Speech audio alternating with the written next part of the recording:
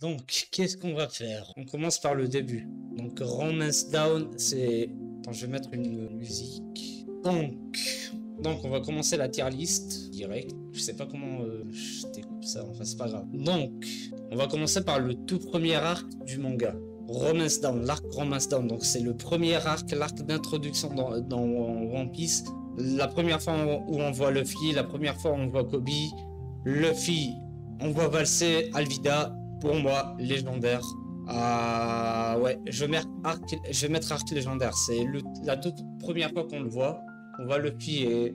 J'hésite à le mettre GOAT parce que forcément, c'était les premiers épisodes. Le contenu était pas ouf. Il était pas oufissime, tu vois. On a juste vu donc le protagoniste pour la première fois. Je vais laisser dans légendaire. Pour l'instant. Arc Luffy contre Baggy, on va dire arc dur. Hein. Ah ouais, j'ai oublié l'arc légendaire. Non, en fait, non, ça c'est GOAT. Et ça c'est... Vas-y, on va faire arc légendaire juste parce que c'est la première fois on voit le flashback de Luffy, de Zoro et de Luffy. On a vu leur flashback à tous les deux ici. Il me semble que c'est ici qu'on a vu le flashback de Zoro. Non, on a vu le flashback de Luffy ici. Donc, arc légendaire. J'hésite à le mettre GOAT juste pour le flashback. Hein. Faut me comprendre, hein, faut me comprendre. C'est la première fois on voit le flashback de Luffy. Avec Shanks et tout. Donc, j'hésite vraiment à le mettre dans GOAT. Parce que Romance Down, en vrai... Où est-ce qu'on voit la première fois le flashback de... Ah non, mais ça rentre dans celui-là. Ça rentre dans celui-ci. Donc, ouais. Arc légendaire. Vas-y, je le laisse dans le légendaire. Donc Luffy contre Kuro, vas-y, on va dire très bon arc. Vraiment un très bon arc. Parce que c'est les débuts de One Piece, on va pas comparer avec maintenant. Et c'est un très bon arc parce que Kuro était très fort avec ses techniques de... Je me rappelle même plus comment elle s'appelait, sa technique de quand il se déplace très vite. Donc en vrai, de vrai, c'est vraiment un très bon arc. Je le mettrai pas dans le légendaire, je le mettrai pas dans GOAT, peu importe. C'est ici qu'on a récupéré le Mary aussi, mais ça reste un très bon arc. Et très bon arc, vraiment, c'est bien pour l'arc de Syrup. C'est quoi ça? Donc ça, c'est l'arc Baratier. L'arc Baratier, je suis désolé, pour moi, c'est légendaire. Est-ce que je suis prêt à le mettre dans arc légendaire? Non, épique. Attends, je suis en train d'hésiter. Hein. C'est quand même l'arc où on voit la backstory de Sanji et de Zeph. On voit Mihawk. Non, arc légendaire. Si je mets celui-là dans arc légendaire, en fait, je baisse celui-là arc épique. Hein. Non, le Baratier, c'est légendaire. Je mets l'arc Baggy dans épique. Arc légendaire, pour moi, c'est Baratier. L'arc Arlong Park. Légendaire, je veux rien savoir. Arlong Park, c'est légendaire. Je veux entendre personne me dire le contraire. Ça va jamais changer. C'est incroyable. La backstory de Nami. Ok. La première fois, on voit les 100 poissons. Ils sont incroyablement puissants. La backstory de Nami. Et la mort de belle-mère. On voit des personnages super intéressants. Genre, on voit Nami. On voit... Comment elle s'appelle déjà, sa sœur? Merde, j'ai oublié son nom. Nojiro? Non, c'est pas ça. J'ai oublié son nom. Belle-mère, un personnage extrêmement incroyable. Dans sa construction, la marine qui a trouvé Nami sur une île qui était en guerre. Et a pris Nojiro, comment elle s'appelle? Nojiko. Elle a pris Nami et Nojiko sous son aile. Qu'est-ce que je dis moi? Donc elle les a pris comme ses enfants. Elle les a élevés, éduqués et tout. Genre on a vu ça, c'était incroyable. Et la mort de belle-mère était tellement triste. C'est l'un des meilleurs flashbacks de tout le manga. Sans hésitation. Et c'est la première fois à East Blue que Luffy affronte un personnage aussi puissant. Il a affronté Baggy. Il n'a pas eu trop de difficultés. Kuro, quoi qu'on en dise, il n'a pas eu trop de difficultés. Il n'a pas eu trop de difficultés contre Don Krieg non plus. Donc vraiment la première fois où il a eu autant de difficultés contre quelqu'un, c'était contre Arlong. Et pour moi c'est un arc légendaire. Pour la plupart ça reste l'arc le plus légendaire de East Blue. Voilà, le meilleur arc de East Blue très certainement. Parce que après ça il part sur Lockdown et direct Grand Line. Vraiment cet arc pour moi c'est légendaire. Je changerai pas ça et je changerai pas ma façon de penser par rapport à cet arc. Donc Lockdown, arc légendaire. Pour moi, comme l'arc d'Arlong Park, il est intouchable, arc légendaire. On apprend si on se rappelle la discussion que Luffy a eue avec le barman dans ce bar où Gold Roger avait l'habitude d'aller, on a vu l'échafaud où Goldie Roger a été exécuté. Pour la première fois, on a vu l'échafaud, il a été exécuté. Luffy se tient sur l'échafaud, il a été foudroyé, genre il allait être exécuté. Baggy a été foudroyé, on voit Smoker, l'apparition, la toute première apparition de Dragon, le père de Luffy. J'hésite pas, arc légendaire, et je le ferai pas tomber plus bas que ça, jamais, jamais, jamais. C'est pour moi un arc légendaire. Et je pense que c'est le cas pour tout le monde. Donc, on passe au pied après. Donc, l'arc Whiskey Peak. Whiskey Peak. Whiskey Peak, on va dire bon arc. Bon arc. Voilà. Whiskey Peak, pour moi, c'est un bon arc. Pourquoi c'est un bon arc? Je dois donner une explication pourquoi c'est un bon arc. Donc, on a pu. C'est la première fois où on découvre l'existence du Baroque Works. Donc, l'organisation qu'a créé Crocodile à ce moment-là, surnommé Mister Zero. Donc on a été emmené ici par Vivi qui voulait qu'on la ramène sur Whiskey Peak, etc. etc. Et qu'est-ce qui se passe ici? Du coup l'équipage des Mugiwara sont emmenés dans un piège où ils tombent dans le piège du Baroque Works. Et derrière, t'as Zoro, il tape. Pour le coup, c'est quelque chose d'incroyable et ça restera légendaire. Zoro a tapé les 100 soldats du Baroque Works à lui tout seul pendant la nuit, pendant que ses camarades étaient en train de dormir. Du coup, il les tape tous. Et pendant un petit bref moment, on a eu l'affrontement, le seul affrontement à ce jour entre Luffy et Zoro, qui a pas duré longtemps parce que Nami a arrêté le combat. Et on a eu la première apparition aussi de Mr. Five et je me rappelle même plus de Miss Sunday, Miss Monday ou quelque chose comme ça, je me rappelle même plus. Donc la secrétaire de Mr. Five. Le gars qui possède le Bomu no Mi. L'un des prix du démon, je pense, c'est puissant pour le coup. C'est juste qu'il est tombé entre les mains de l'un des personnages les plus gays du manga parce qu'il est pas du tout fort, Mr. Five. Il s'est fait éclater par Luffy. À coup de quelques coups de poing, il fait tomber Mr. Five. On a appris l'existence du Baroque Works du coup. On a appris que Vivi était la princesse d'Alabasta et Igaram a demandé à ce qu'on la ramène sur Alabasta. Il meurt durant une scène où Robin le tue. On voit pour la première fois Robin aussi. Et du coup, c'est un bon arc. C'est un bon arc. Parce que voilà, c'était pas incroyable. Et les Mugiwara ont dû affronter cet ennemi épique. Et les révélations étaient incroyables. Tu vois, je pense que les révélations qui ont suivi ça étaient plus importantes que celles qu'on a vues durant cet arc. Et voilà, ça reste un bon arc. Ça reste un bon arc. L'arc Whiskey Peak, très bon arc.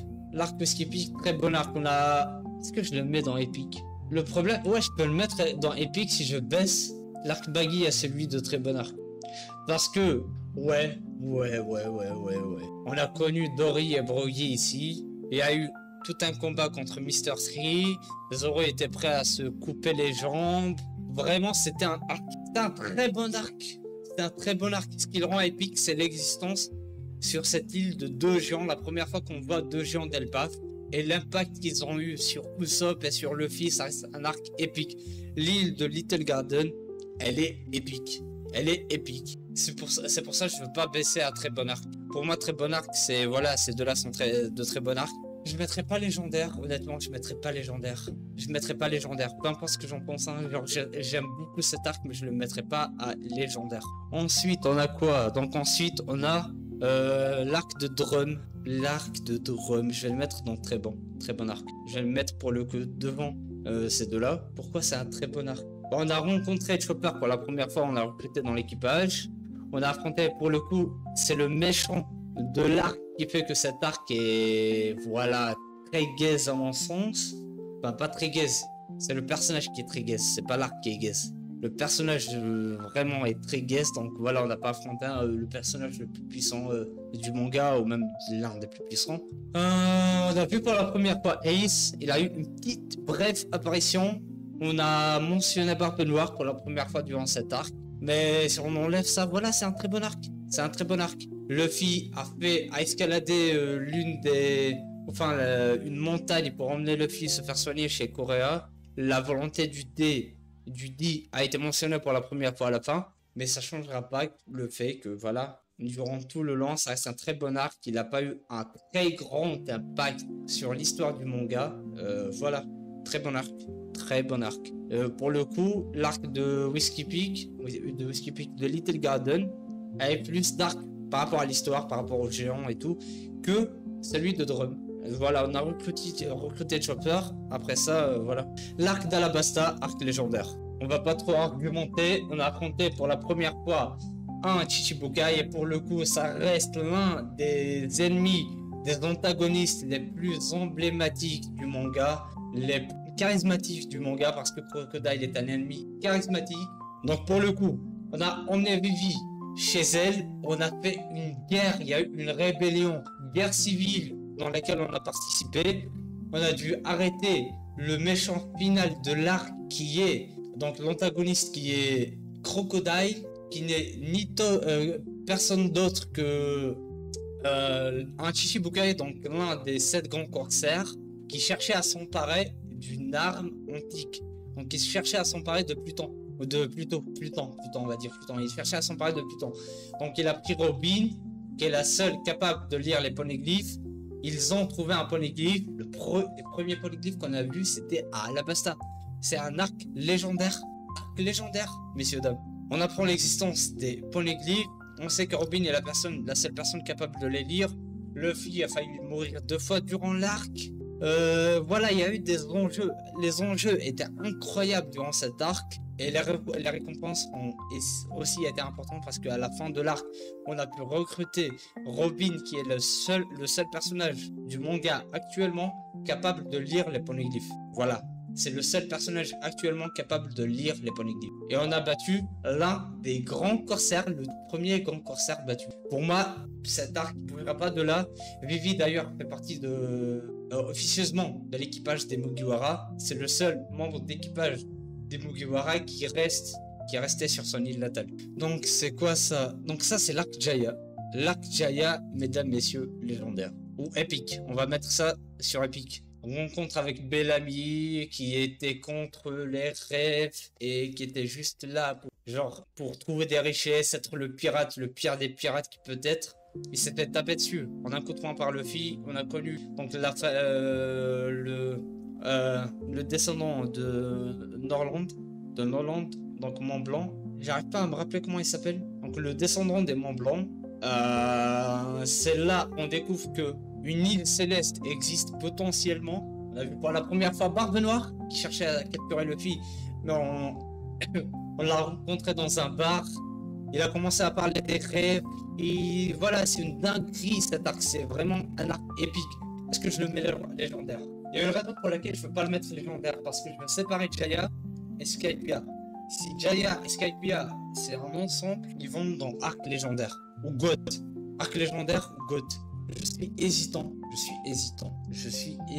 Le truc, c'est que dans GOAT, je vais pas en mettre beaucoup. J'ai mis Romance Down parce que voilà, c'est les 3 premiers épisodes du manga, cet arc. Mais sinon, je l'aurais pas mis dans GOAT, hein, vraiment. Peut-être que je le mets légendaire. J'hésite vraiment à le baisser à légendaire. Je le mets dans les... Vas-y, je le mets dans légendaire. Pour le coup, Jaya, je le mets dans arc légendaire aussi. Je le mets dans arc légendaire. Le Baratier, je le mets dans épique. Je le mets dans épique. Et je le mets dans épique Arlong aussi. Voilà. Comme ça, on ne sera pas. Voilà, ce sera ça. Ouais, ce sera comme ça. Pour moi, ce sera comme ça. Donc, l'arc, et puis GOAT. GOAT, j'espère. Pour moi, c'est GOAT. J'espère, on ne dira pas le contraire. Toutes les personnes qui n'aiment pas Skypiea ou qui skippent Skypiea me parlent même pas en commentaire pour me dire non, c'est pas GOAT. Pour moi, c'est à 100% GOAT. Je m'explique. Donc, Skypiea, ça démarre déjà la première île céleste qu'on visite. Les îles célestes, c'est un truc propre à One Piece. Je suis sûr des îles qui existent dans le ciel, ça existe dans d'autres mangas aussi. Il y a, je sais pas moi, le paradis dans un certain manga ou je sais pas quoi. Les îles célestes dans One Piece, c'est incroyable, c'est unique, c'est épique, c'est légendaire, c'est peu importe. On a vu pour la première fois une île céleste. Ok, on voit pour la première fois un peuple céleste. Et pour ceux qui n'ont pas regardé le manga aussi loin que voilà, qu'après Wano Kuni, et même avant, on connaît l'importance des tribus célestes et des peuples célestes. Il n'y a rien à dire par rapport à ça. La découverte de Skypiea a été une découverte majeure dans le monde de One Piece.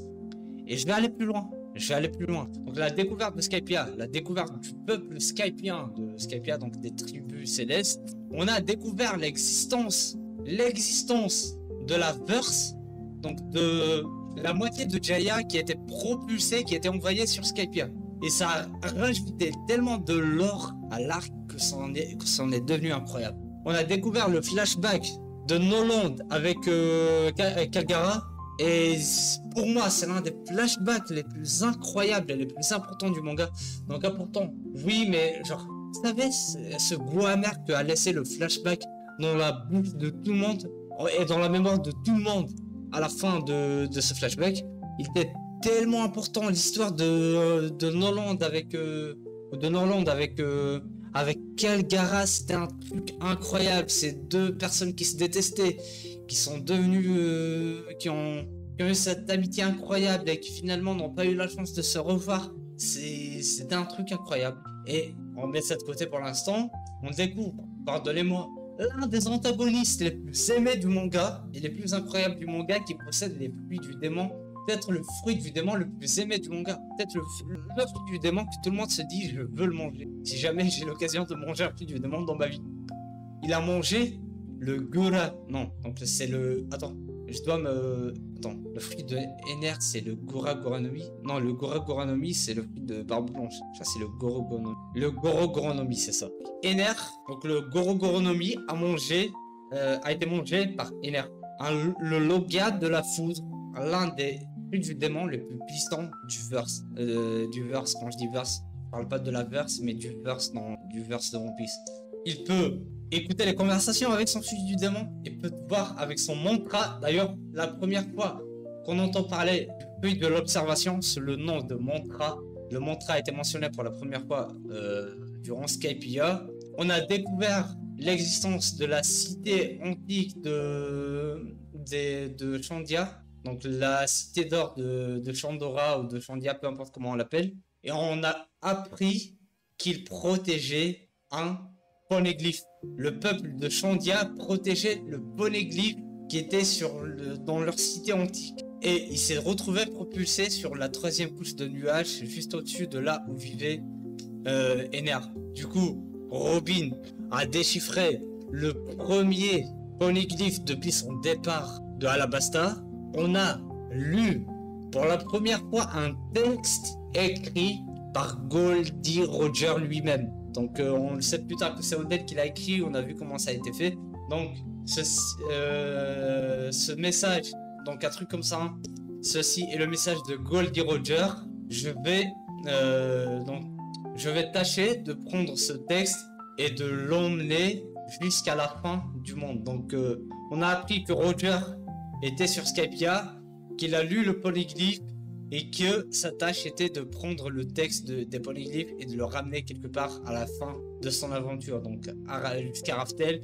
Et c'est là qu'on a appris que le Rio polyglyphe était peut-être, donc en déchiffrant le texte de tous les polyglyphes éparpillés un peu dans le monde, on obtient le Rio polyglyphe. Donc c'est la première fois qu'on apprend ça. Donc quelque chose de complètement incroyable. Je rajoute à ça que Ener, à la fin, même après avoir été battu par Luffy, il prend son arc Maxime et part sur la lune. La première personne à partir sur la lune. La première personne qu'on voit partir sur la lune. Et on l'a vu dans sa mini-aventure. Moi, sa mini-aventure, je la rajoute à l'arc Skypiea. Il y en a, ils vont me dire non, je m'en fiche. La mini-aventure de Ener, je la rajoute à l'arc Skypiea. Et qu'est-ce qui se passe dans la mini-aventure de Ener? Et découvre de la vie sur la lune. Vie mécanique, vie organique, peu importe, on s'en fiche. On apprend l'existence de vie extraterrestre de par l'existence de pirates de l'espace. On apprend qu'il y a eu de la vie sur la Lune auparavant. Et on apprend que les 3 tribus célestes ont une importance capitale dans l'histoire de One Piece. On apprend qu'ils sont inscrits dans une histoire qui existe bien avant le vide du siècle oublié. Voilà. Donc juste tout ça, c'est dans l'arc Skypiea. Si quelqu'un me dit que cet arc ne mérite pas d'être dans GOAT, vous êtes complètement fou. Voilà, je le dis. Ensuite, l'arc du J8, je le mets dans bon arc. Pour ceux qui connaissent pas, voilà, c'est un hors-série. C'est le seul hors-série que j'ai mis ici. C'est le seul hors-série que je mets ici parce que c'était un arc vraiment super drôle et super bien fait. Donc, juste après l'atterrissage sur Skypia, depuis Skypia, je veux dire, voilà. Donc, je le mets dans pas mal, je le mets dans pas mal. L'arc Land, et un truc comme ça. Donc l'arc de Foxy. Voilà, le Davy Backfight et tout, je le mets dans le bon arc, honnêtement, c'était super drôle. Je sais qu'il y en a beaucoup qui en skip ça, mais franchement, vous avez skip un truc super drôle, voilà. C'était humoristique, c'était pas... Voilà, c'est le premier arc humoristique que Oda a fait. Honnêtement, il est pas parmi les plus mauvais, hein. C'était pas super sérieux, donc Foxy, il était là pour être un comédic relief, c'était vraiment de la comédie pure et dure, et c'était super drôle. Donc je le mettrai pas plus que ça. L'arc Enies Lobby. L'arc Enies Lobby, je vais le mettre dans Epic. Et je vais le mettre dans Epic, je vais pas le mettre dans Légendaire, je vais le mettre dans Epic. Parce que on parle là que de l'arc Enies Lobby, non, que de l'arc Water, j'ai dit Enies Lobby, donc de l'arc Water 7, pas de Enies Lobby. Là, on parle de l'arc Water 7 tout seul, sans Enies Lobby. Non, je vais le mettre dans l'arc légendaire. Non, je vais le mettre dans l'arc légendaire. Parce que je me suis rappelé d'un truc. C'est la première fois où on a failli perdre un membre d'équipage. Donc la rébellion de Usopp contre l'équipage. La perte du Going Merry. C'est la première fois où on apprend l'existence du CP9. Ensuite, le CP9 attaque Iceberg pour le tuer. Non, non, c'est un arc légendaire. C'est un arc légendaire. C'est un arc qui était super pesant dans le cœur de tous les fans du manga. Honnêtement, c'était un arc très pesant en émotion. On avait l'impression que tout était en train de s'effondrer. L'arc était incroyable. Cet arc était incroyable.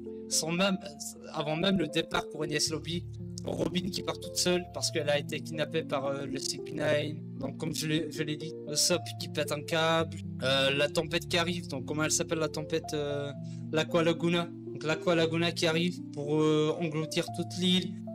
Iceberg on lui a tiré dessus. Il a échappé 2 fois à un meurtre à Water 7. Franchement, c'est un arc chargé en émotion. Et je peux pas le mettre en dessous de légendaire, je suis désolé. Enies Lobby, est-ce que je le mets dans Enies Lobby, c'est dans GOAT pour moi. Pour moi, c'est dans GOAT Enies Lobby. Il y en a beaucoup, ils vont pas être d'accord, mais on peut pas le mettre en dessous de ça. Robin avait perdu goût à la vie. Et elle avait rejoint l'équipage, mais elle aspirait pas tant que ça à la vie et tout. Mais elle a été quand même sauvée par Luffy. Il lui a redonné l'espoir de vivre. On a eu le flashback de Ohara, qui est l'un des flashbacks les plus importants de l'histoire de One Piece. On apprend que les archéologues de Ohara savaient lire les polyglyphes, que Robin avait appris à lire les polyglyphes alors qu'elle avait 7 ans, truc du genre, que sa mère était une criminelle très importante. On a eu, dans le flashback, on voit là pour la première fois ce que c'est un Buster Call. Et quand on est de retour au présent, on a eu le Buster Call, le vrai Buster Call pour la première fois contre les Mugiwara. La mort de Saul, c'est la mort qu'il a eue. Et le speech de Clover, comme quoi, il y a 800 ans dans le passé, il y avait un royaume très important dans le monde de One Piece. Il y a 20 royaumes qui se sont alliés pour faire tomber ce royaume et qui ont formé, après avoir fait tomber ce royaume, bien plus tard, le gouvernement mondial. Et on a eu l'introduction des 7 doyens, et les 7 doyens avaient tellement peur de la révélation qui allait être faite par l'archéologue, par le docteur Clover, qu'ils ont ordonné qu'il soit tué sur le champ avant même qu'il termine de parler. Avant même qu'il termine de parler, on lui a tiré dessus. Donc des révélations tellement importantes dans le monde de One Piece que ça en est incroyable. C'est la première fois qu'on entendait parler de ça. Derrière, on a appris que le maître du coup, on a eu le flashback de Franky. On a appris que le maître de Franky et de Iceberg, donc merde, j'ai oublié son nom. Donc Tom le charpentier était super important dans l'arc de Enies Lobby et dans l'œuvre parce que c'est lui qui a créé l'Oro Jackson. C'est lui qui a fabriqué l'Oro Jackson, le navire légendaire de Goldie Roger sur lequel il a navigué jusqu'à la dernière île.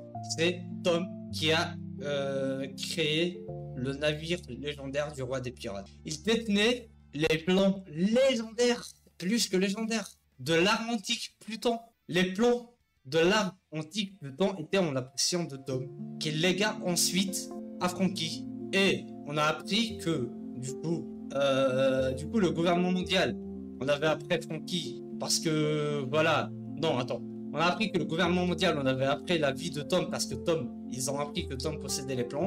Ils en ont eu après la vie de Icebar et de Frankie parce que ils pensaient que l'un d'eux avait hérité des plans de Tom et que, voilà, ensuite plus tard, ils ont su que c'était en la possession de Frankie.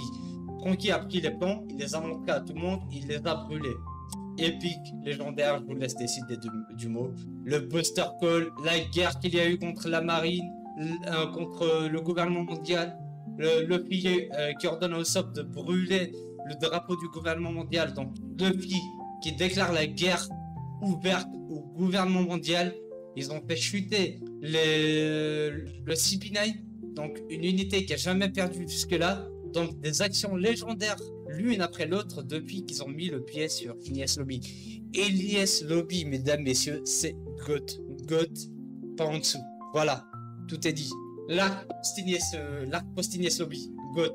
Me parlez même pas d'autre chose que GOAT pour cet arc. On a eu l'apparition de Barbe Blanche, la discussion de Shanks avec Barbe Blanche par rapport à Barbe Noire. Et Shanks qui lui dit, il m'a fait cette cicatrice alors que, voilà, il s'était même pas rendu compte que, voilà, il n'a même pas baissé sa garde. Et Barbe Noire lui a quand même fait la cicatrice à l'œil. Donc, premier point. On a eu la révélation de la part de Garp quand il a débarqué sur Water 7 que Luffy était son petit-fils. Luffy est le petit-fils de Garp, le héros légendaire de la marine. On l'apprend pour la première fois, donc la famille Monkey dit Garp. On apprend que le père de Luffy n'est autre que Monkey D. Dragon, le chef de l'armée révolutionnaire et l'homme le plus recherché de l'histoire de l'humanité. L'homme le plus recherché du monde. Ils ont dit comme ça, l'homme le plus recherché du monde. Le criminel le plus dangereux du monde. Voilà. Légendaire aussi, donc on a deux moments légendaires. Le troisième moment légendaire, l'affrontement entre Ace et Barbe Noire, qui, derrière, a mené à la plus grande guerre qu'on a jamais vue jusque-là dans le monde de One Piece. C'est l'un des arcs les plus légendaires du manga, rien qu'à cause de la capture de Ace et le combat qu'il y a eu entre Barbe Noire et Ace. C'est l'un des arcs qui a eu le plus d'enjeux, ou c'est l'arc qui a le plus d'enjeux parce que les actions qui ont suivi après cet arc et les actions qui ont suivi à cause de cet arc, même aussi loin dans le manga, ça reste super important. Donc il bougera pas de là, l'arc post-Enies Lobby, GOAT. Donc l'arc thriller Bark, je vais le mettre dans Epic. Il y a beaucoup qui vont pas être d'accord avec ça, mais ça rentre dans Epic. Voilà, même après l'introduction de Bartholomew Kuma et qu'il a explosé tout l'équipage de Luffy, ce qui s'est passé avec Zoro, le nom légendaire de Zoro qui dit rien ne s'est passé, ça reste un arc épique. L'affrontement entre Yuma et Zoro, est-ce que j'ai le droit de le mettre dans légendaire? Le truc c'est que si je le mets dans légendaire, je dois baisser l'un de ces arcs parce que je peux pas avoir tout ça dans légendaire. Est-ce que vas-y, je baisse ça à épique. Mais je vais pas faire monter l'arc Thriller Bark à légendaire. Je vais pas le faire, je peux pas. Parce que tout l'affrontement avec Moria, c'était chiant pour tout le monde. Voilà, c'était drôle, on a vu Oz, on a vu tout ça. Mais ça reste un arc épique. Rien dans cet arc me dit qu'il doit être un arc légendaire. On a eu l'introduction de deux personnages légendaires du manga, donc de Oz et de Ryuma. Mais à part ça, ouais, tout est épique. Et puis rien ne me dit que je dois le mettre dans l'arc légendaire, je suis désolé. Je sais qu'il y en a beaucoup qui vont pas être d'accord avec ça. Donc l'arc Enies Lobby, arc légendaire. Arc légendaire, je peux pas le mettre dans GOAT. Est-ce qu'il a eu des enjeux? GOAT, on a eu l'introduction des pacifistas. On a appris donc la discrimination dont fait part les en-passants. On a vu la part donc du gouvernement mondial et de l'humanité en général, avec l'esclavage, avec les ventes d'esclaves. On a vu donc les pacifistas qui ont été introduits plus tard suite à l'action légendaire qui a fait Luffy en tapant pour la première fois un dragon céleste. On a eu du coup l'introduction des dragons célestes, comme quoi c'est le sommet, donc ils sont au sommet de la chaîne alimentaire dans le monde de One Piece. C'est vraiment les dragons célestes, comment dire ça? Et ils sont au-dessus même de la plus grande noblesse du monde. Les descendants des 20 rois qui ont fondé le gouvernement mondial sont intouchables. Voilà, c'est eux qui règnent sur le monde. Et Luffy, pour la première fois de l'histoire, peut-être pour la première fois depuis très longtemps, Luffy a été la seule personne à mettre un coup de poing à Dragon Céleste. Donc il a tapé Saint-Charlos, moment légendaire. L'arrivée des pacifistas et la guerre qui sont suivies contre les pacifistas. L'introduction des rookies, des supernovas. Un truc légendaire aussi. Depuis cet arc, c'est devenu des pirates tous légendaires. Tous des pirates légendaires. Donc la première introduction des supernovas. La première introduction et la première fois qu'on voit Silvers Rayleigh. Et la première fois où il parle. Ah d'ailleurs, j'ai oublié de mentionner dans l'arc de Water 7 que c'était la première fois qu'on avait vu. Donc c'était au début.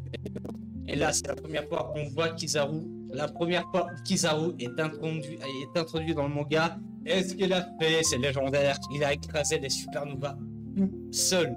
Pas toutes les supernovas, mais il s'est battu contre la moitié des supernovas. Il les a tous écrasés tout seul. Donc on a appris. On a vu pour la première fois, du coup j'ai dit Silvers Rayleigh qui nous raconte comment Roger est mort en nous disant qu'il s'est livré pour la marine. C'est la première fois qu'on entend ça de l'histoire du manga et il nous apprend qu'ils savent tout par rapport à l'histoire du monde. T'as Usopp qui veut savoir et t'as ce moment légendaire aussi où Luffy crie sur Usopp pour lui dire de fermer sa gueule et que Luffy veut découvrir tout ça de lui-même. Voilà, donc on a déjà tout ça. Légende, donc moment légendaire, après moment légendaire, après moment légendaire, il y a quoi d'autre? Donc l'arrivée de Kuma, et pour la première fois de l'histoire, l'équipage Chapeau de Paille se retrouve séparés les uns des autres. Il a été dissous pendant 2 ans après ce que Kuma leur avait fait. Cet arc, pour moi, il est gothesque. Il ne bougera pas de sa première place de goth. C'est l'un de mes arcs préférés du manga et il ne bougera pas de là. L'arc Amazon Lily. L'arc Amazon Lily, il va être dur à... on va dire très bon arc. On va dire très bon arc, mais je vais le mettre devant tout ça. Mais d'ailleurs, celui-là, je vais le faire descendre ici. Voilà, je vais le faire descendre. Tout ça, c'est bon arc. Tout ça, c'est bon arc. Ça mérite pas d'être dans très bon arc. Très bon arc, ça va être des arcs comme l'île des femmes. L'île des femmes, pour le coup, Luffy a utilisé pour la première fois son Haki des rois, donc c'est un moment incroyable dans l'œuvre. On a appris l'existence de Bois Hancock, l'un des personnages préférés de vraiment tout le monde, hein, Bois Hancock, que ce soit femme ou homme, parce que les hommes, ils l'aiment parce que c'est la plus belle femme du monde et qu'elle est grave in love avec le protagoniste, mais aussi le fait qu'elle est super puissante et les femmes l'aiment parce que c'est l'une des femmes ou l'une des rares femmes les plus puissantes du manga. Elle est surpuissante, elle a un flux du démon surcheaté et elle possède donc Haki de l'armement, Haki de l'observation et Haki des rois. Ce qui est super rare dans le monde de One Piece. Donc on a eu tout ça, on a eu beaucoup de moments comédiques. C'est la première fois qu'on apprend que Ace allait être exécuté. Donc ce qui a suivi, c'est vraiment légendaire. Donc oui, très bon arc, très bon arc. Ce sera dur honnêtement de mettre des arcs dans bof ou dans mauvais. Vraiment, hein, vraiment. Donc on passe à donc à la prison d'Impel Down. L'arc Impel Down. L'arc Impel Down. Je vais le mettre... Non, je vais le mettre devant Water 7. Je vais le mettre devant Water 7. Et pour le coup, Water 7, je vais le mettre dans Epic. Pour le coup, Water 7, je vais le mettre dans Epic. Peu importe tout ce qu'on a su dans Water 7, ça reste dans Epic. Et je vais en baisser un très bon, ce sera... Voilà. Comme ça c'est fait. Ça aussi, ça va baisser à très bon. Très bon arc. Très bon arc aussi. Voilà. Après, je vais dans l'ordre. Ce sera comme ça. Voilà. Donc, on était.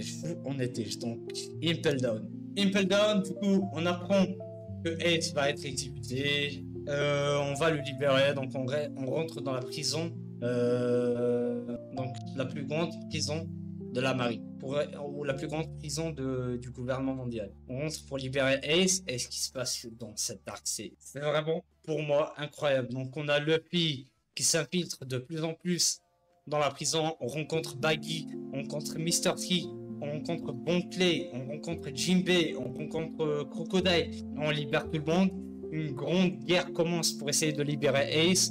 Luffy se retrouve empoisonné par Magellan. Du coup, Magellan, l'un des antagonistes qu'on a eu, l'un des antagonistes préférés, je crois, de tout le monde avec son feu du poison. Il est incroyablement puissant, il rigole pas, il t'attaque à vue, il essaie pas de t'attraper ou quoi que ce soit, s'il t'attaque c'est pour te tuer.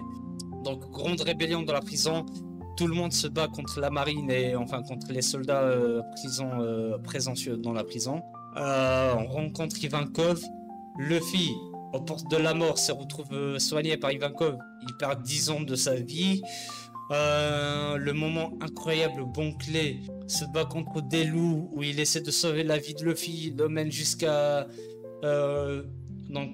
jusqu'à l'étage 5.5, là où se trouve Ivankov avec tous les prisonniers qui sont échappés. Voilà, tous les étages étaient dangereux les uns après les autres, c'était incroyable, vraiment. Shiryu, la présence de Barbe Noire, les enjeux de l'arc, les enjeux parce qu'il y avait un compte à rebours et il fallait vraiment se dépêcher pour essayer de sauver Ace.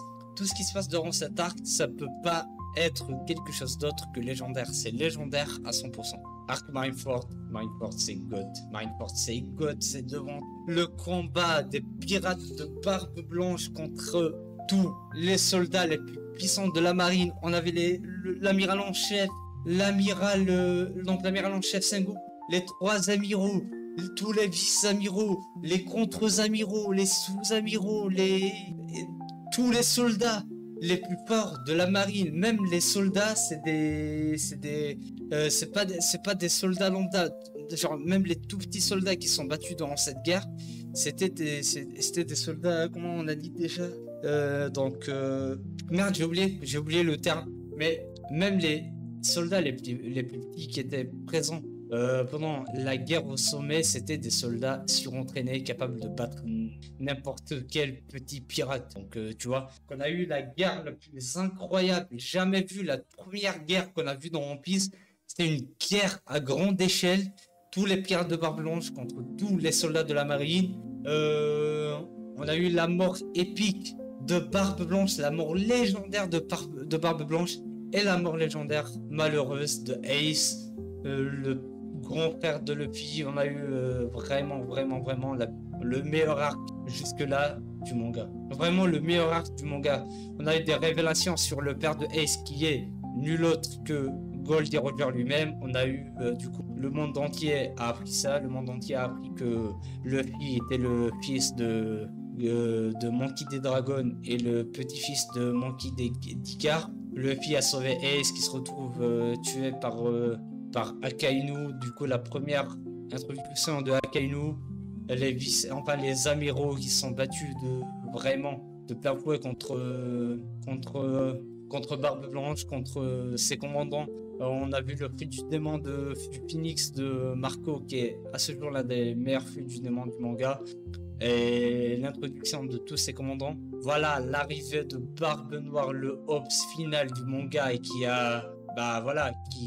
après tant de blessures, Barbe Blanche ne pouvait plus tenir.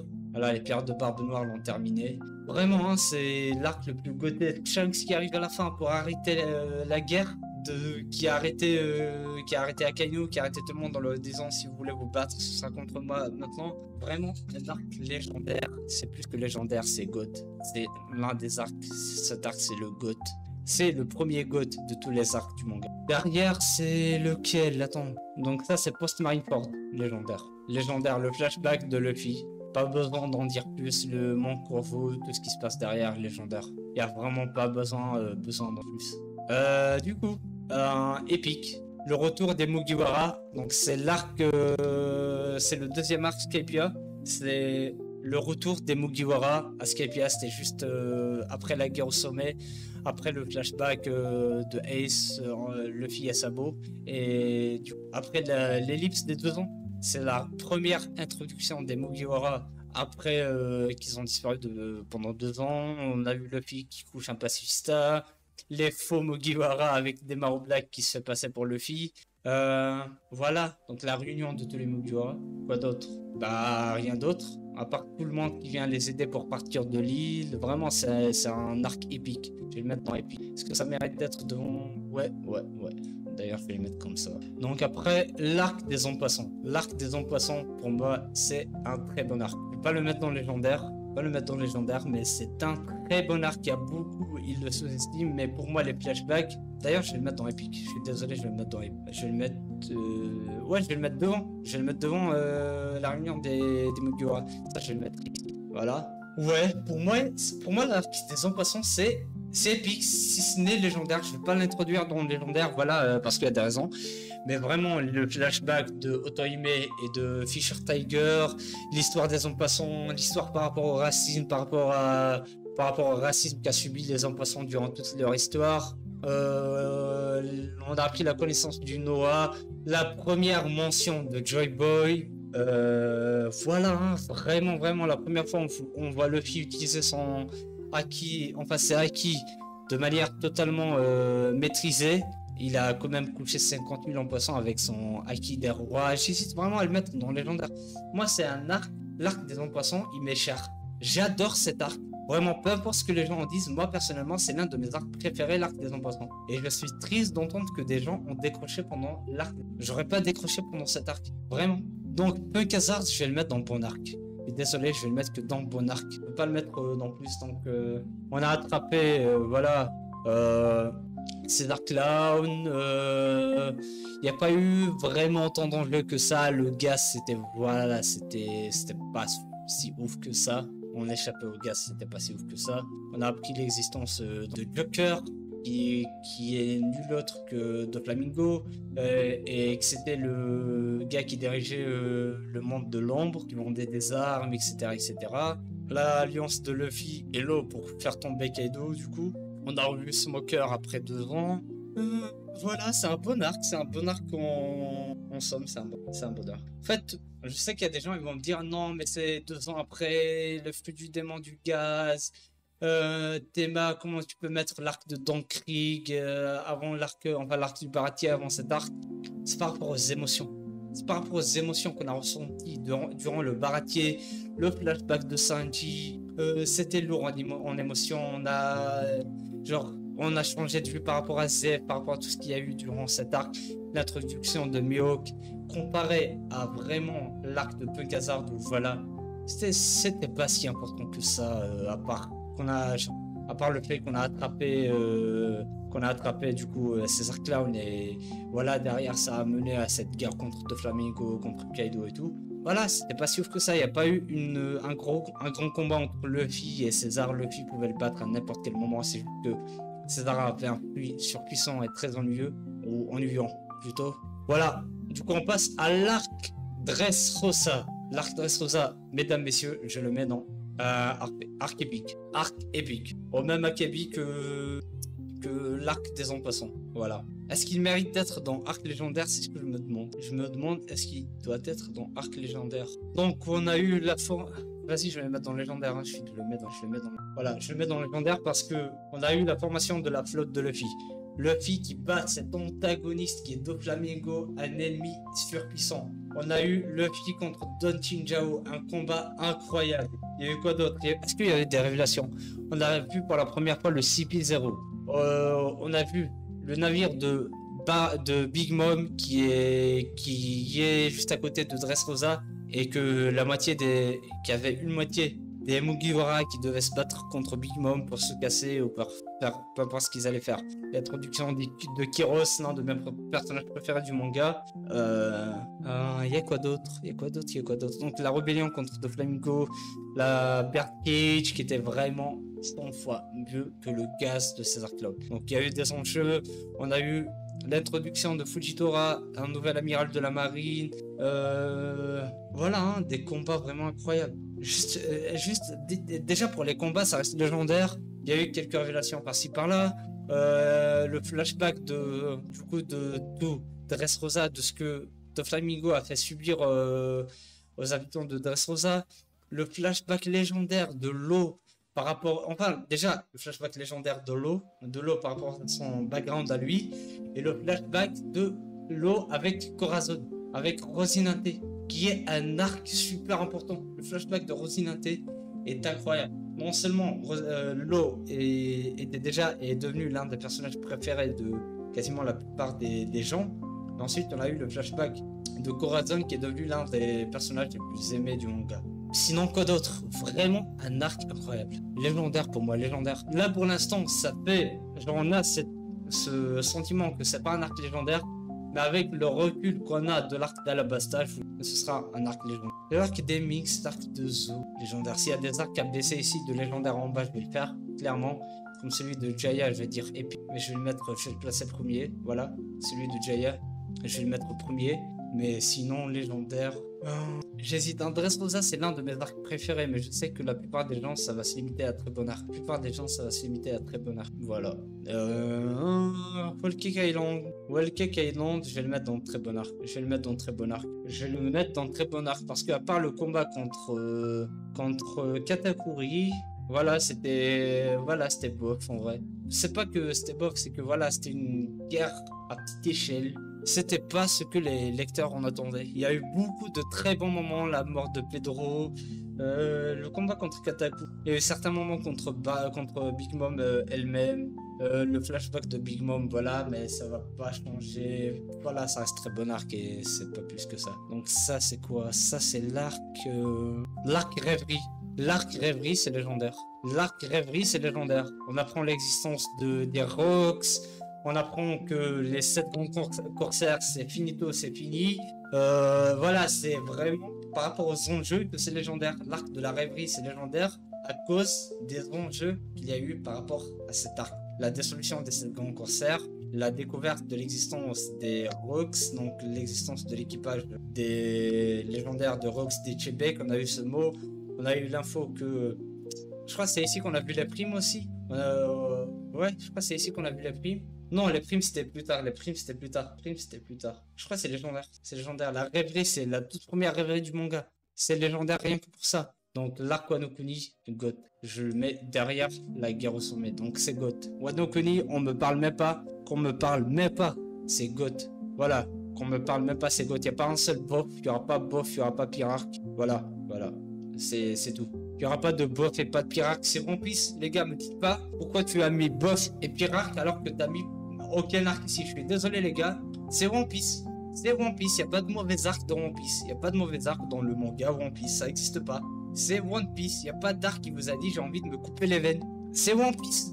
Donc, Wano Kuni, déjà, c'est un arc, on l'attend depuis qu'on a découvert son existence. Donc, depuis le samouraï Ryuma sur Thriller Bark. Donc déjà un. Sa première mention, ça remonte à Thriller Bark, donc on l'attendait depuis tout ça. Autre chose, c'est lié au Japon.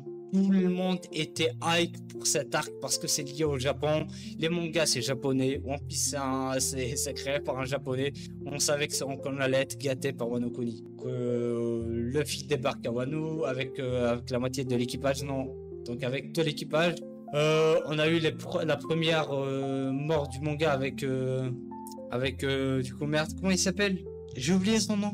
Le Daimyo, le Daimyo Shimotsuki, j'ai oublié son nom. Voilà, donc on a eu le flashback légendaire de Oden, les préparations pour la guerre à Onigashima, Luffy contre Kaido qui se fait taper avec un seul coup. Et il y a quoi d'autre? On a découvert que Apo et Hawkins travaillaient pour Kaido maintenant. La petite Tama et son lien avec Luffy s'est développé à ce moment-là.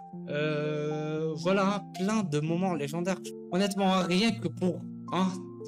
écoutez-moi, rien que pour le flashback de Oden et de Roger, cet arc, il est GOAT.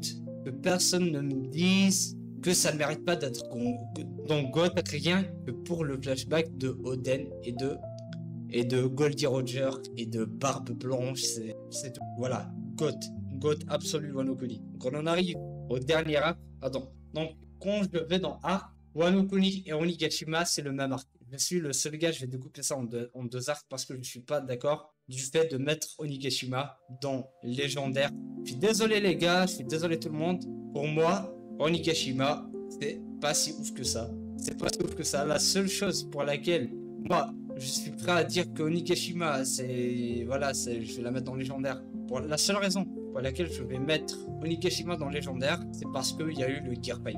Sans le Gear 5 de Luffy, sans l'éveil du Nika no Mi, pas du Nika Nika, du Ito Nomi modèle Nika, je l'aurais pas mis dans légende. Parce que c'est une guerre étirée, des combats absolument merdiques, vraiment merdiques. C'était genre la moitié du début de l'arc de Onigashima, c'était incroyable. La deuxième partie, tout le monde avait envie de mourir, vraiment. Les combats contre les Tobiropo, c'était de la merde parce que les Tobiropo sont tombés super facilement. On a eu des combats vraiment pas nécessaires. Vraiment pas nécessaire. Le combat entre Raizo. En fait, j'essaie de me rappeler le nom de l'autre gars. Donc Raizo avec le chef des ninjas de Orochi. C'était vraiment la pire merde que j'ai vue de ma vie. Comme je l'ai dit, les Tobiropo, leur combat avec les Mugiwara, c'était de la merde. Quoi d'autre? Voilà, mais en contrepartie, je peux dire que le combat contre Big Mom était bien. Le combat de Kid et Dolo contre Big Mom était vraiment bien. Le combat contre Kaido, je vais pas dire, il était super bien. La seule chose qui manquait, c'est qu'on n'avait pas eu un flashback conséquent pour Kaido. La seule chose qui aurait pu changer ma vision du combat de Kaido et Luffy, ça aurait été le flashback, un flashback lourd pour Kaido. Mais le flashback lourd pour Kaido, il n'existe pas. Il n'a pas un flashback si lourd que ça. À part vraiment un flashback d'un gars super sûr. Mais sinon, le combat lui-même, Kaido contre Luffy, il était incroyable. Donc on a eu Zoro contre King, rien à dire, un vrai combat incroyable. Sanji, qui est mon personnage préféré, contre Queen, il aurait pu être mieux le combat, il aurait pu être mieux. Mais on a eu du coup l'éveil de Sanji, l'éveil tout court de Sanji pour être une arme humaine. Parce que l'évolution qui a été faite pour ses frères ne l'avait jamais touché jusque-là. Mais à cause du fait qu'il mettait trop, voilà, la tenue des Germas, son corps a changé et il a évolué de la même façon que ses frères. Donc il est devenu solide, c'est devenu un combattant encore plus puissant qu'avant, un combattant hors norme, incroyable. Et il a éveillé le Ifrit Jump, qui est une technique bien plus supérieure au Diablo Jump. Donc par rapport à tout ça, et par rapport au Ito no Mi et l'éveil du fruit du Nika, j'ai rien à dire, incroyable. Donc, c'est juste qu'à cause de ça que je mets légendaire. Sinon, mesdames, messieurs, l'arc Egghead, pour moi, elle est au-dessus de l'arc Marineford. Pour ceux qui regardent l'animé, rien d'autre, je vous jure, attendez. Si vous croyez que ça va être ça, genre que le manga, là, enfin que l'animé là, il est en train de monter et qu'à un moment ça va être ça, vous vous trompez. Ça va être juste ça. Ça va être juste ça.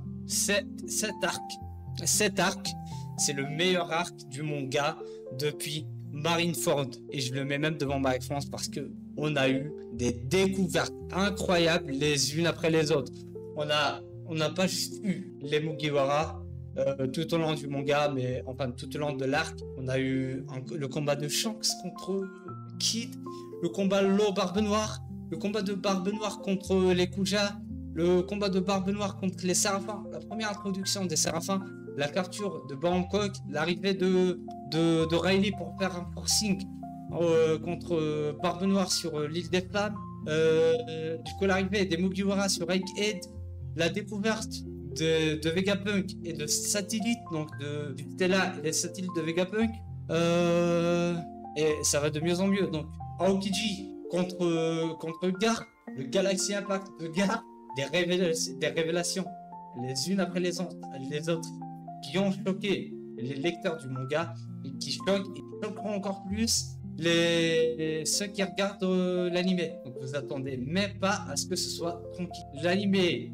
à Egghead, absolument légendaire, plus que légendaire, c'est le GOAT des arcs de One Piece. Pour moi, c'est mon arc préféré depuis très longtemps et ça changera jamais. C'est GOAT pour moi. Voilà, il n'y a pas de boss. Il n'y a pas de pire arc, c'est One Piece, mesdames et messieurs. Il ne faut pas rager par rapport à ça. On download l'image, voilà. Donc c'est ça notre tier list. C'est ça notre tier list de One Piece. Voilà. Voici notre tier list des arcs One Piece. Il n'y a pas de bof arc, il n'y a pas de pire arc. Donc dans GOAT, je mets Egghead, Marineford, Wano Kuni, Skypiea, Enies Lobby, post-Enies Lobby avec la révélation et merde, Sabaody. Donc arc légendaire, je mets Onigashima. Pour le coup, je vais la déplacer comme ça. Ça c'est quoi déjà ça? Donc ça c'est la rêverie. Ensuite on a Zo, on a Dressrosa, on a Impel Down, on a l'arc post Marineford, donc avec le flashback de légendaire de Luffy et tout. On a Romance Down, donc c'est vraiment les tout premiers épisodes de l'animé et les premiers chapitres du manga. Ça doit être légendaire, peu importe le contenu, c'est légendaire. C'est le début de l'animé. Et on a Alabasta, donc Epic Arc, on a Jaya, on a l'arc des Empassants, je la mets devant Jaya, donc l'arc des Empassants, Jaya, on a le retour des Mugiwara sur Sabaody, donc l'arc du retour des Mugiwara, on a Arlong Park, Epic, peu importe ce qu'on en pense, on a Thriller Bark et on a Water Seven. Très bon arc, je mets Whole Cake Island, je mets l'arc Amazon Lily, l'arc Lockdown, l'arc Little Garden et l'arc Baratier. Baratier, je le mets devant Little Garden, devant Lockdown. Voilà, je le mets comme ça, Donc Amazon Lily, Lockdown, donc Amazon Lily, Baratier, Whole Cake Island, Lockdown et Little Garden. En bon arc, je mets... Ouais, je le mets comme ça. Donc, bon arc, je mets Punk Hazard, je mets Whiskey Peak, je mets Langland, un truc genre, c'est l'arc du coup Foxy. Je mets l'arc Drum Island, l'arc Syrup, et ensuite l'arc où ils affrontent Baggy. J'ai oublié le nom de l'arc et le nom de livre. Bon, pas mal, c'est un hors-série. Ce que je mets dans pas mal, c'est un arc hors série, c'est vraiment l'arc, le G8. J'hésite à le mettre dans bon arc parce que c'est vraiment. Je le mets dans pas mal parce que c'est un hors série, c'est un filler. Et vraiment, il était tellement drôle et tellement bien fait que la plupart des fans de One Piece adorent cet arc. Donc c'est vraiment pas mal. Je le mets dans pas mal parce que si vous voulez faire des fillers, au moins, faites des arcs comme ça. Des arcs où c'est vraiment pas mal. Vous pouvez faire de bons arcs à ça. Donc voilà, c'était la tier list. Vous me dites ce que vous en pensez dans les commentaires. Ne ragez pas trop. Si on a beaucoup qui regardent cette vidéo, ne ragez pas contre moi. C'est vraiment mon avis. J'aurais pas pu faire cette tier list autrement que comme ça. Vraiment, c'est vraiment mon avis. C'est vraiment mon avis le plus sincère. Et donnez-moi vos avis par rapport à ce que vous changeriez dans cette liste.